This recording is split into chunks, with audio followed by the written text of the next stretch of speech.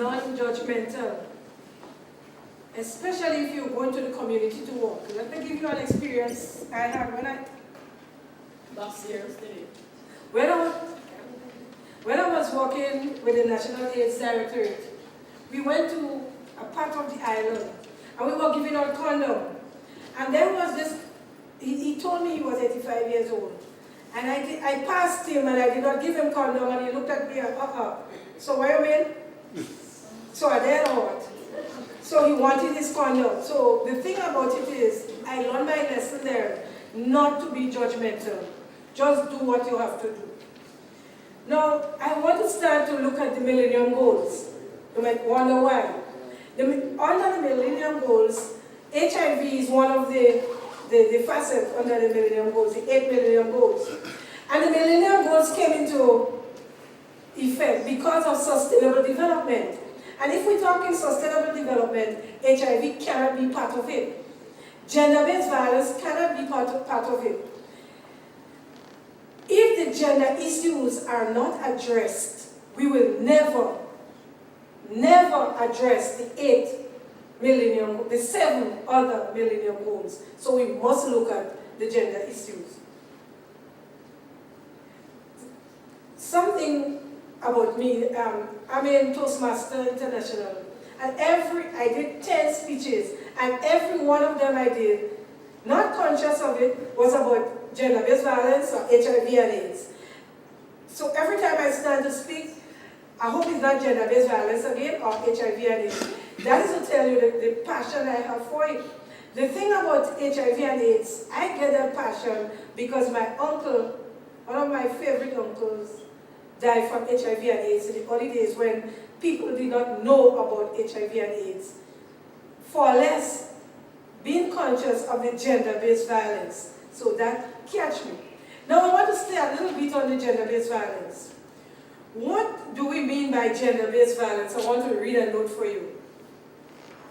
Gender-based violence refers to a range of harmful customs and behaviors against girls and women, including intimate partner violence, domestic violence, assault against women, child sexual abuse. I'm taking a deep breath here. And rape. Now, I have with me the statistics as, I have to be careful, Mr. Marisho said.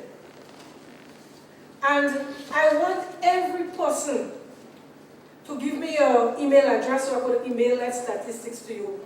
One of the things I've learned from working in the National AIDS Directorate, never go to a group with all these statistics, because that would motivate the group to want to be part of the HIV and AIDS fight in Grenada and the gender-based violence. Now, you might be wondering how gender-based violence related to HIV. They are related. Because the woman, when we talk about, let me just backtrack. When we talk about gender-based violence, we're talking about those socialization issues that we hang on to tight and we will not let go.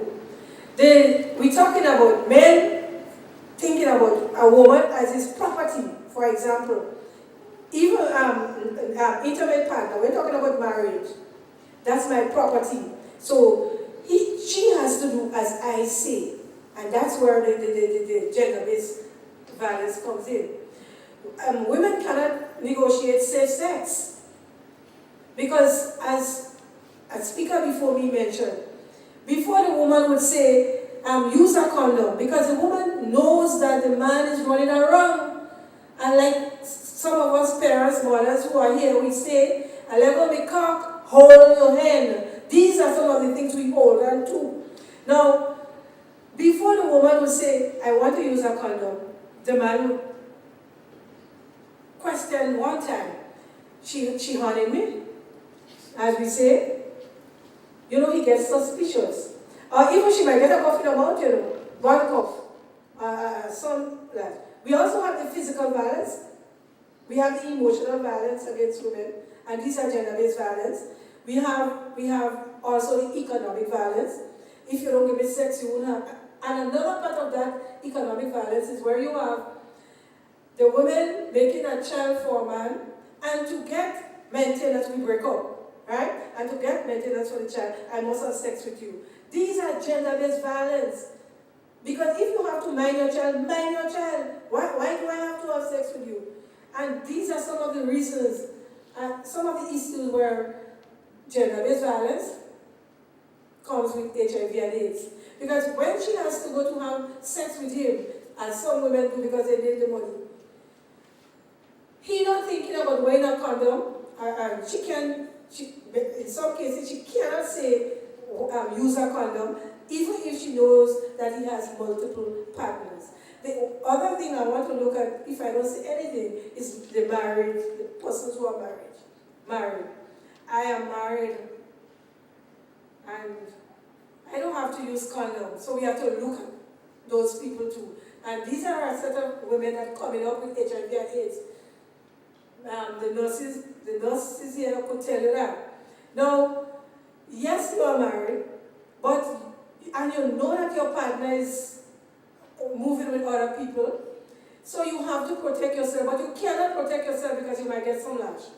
Or you might get money being withheld. The emotional stress, and these are some of the gender-based violence. And I could go on and on and on. Some of them you know. So the people who are working in the communities, I want to look at the communities. When I sat down yesterday, one of the things I say, I look at, it will be hard. So what I say to myself, we might have to name what we have to do. Changing the direction of the river. You know, river flows this way, and it will be very hard to change the direction of the river to flow back up. And that is what we are into.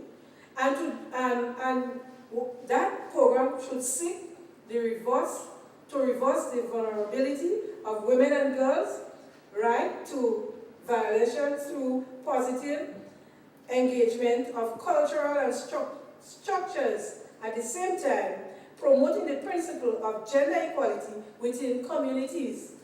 That's what we have to do to reverse the gender-based violence and that cause HIV and AIDS. We have to start to look at the leaders in the community, especially the men. We have to start with men. We have to let the discussion start with men, and I'm stressing it. Because if it starts with men, the other men would tell themselves, well, if they are doing it, I could do it too. And we might be able to change the direction of the river. Get the traditional leaders involved. We know in the communities we have some traditional leaders. We need to get them involved. Continue the engagement with the traditional leaders, and reinforcement of the position is essential for the success of this project. There is a need to bridge the generation gap. The gap between the intergenerational dialogue must start. You are going to the community, the intergenerational dialogue must start. We need to do that. Because some of the sugar daddies, we need to stand there. One of the things, as I started to say, not to be judgmental. And that will take us a far way along. We will be able to change the direction of the river. I thank you.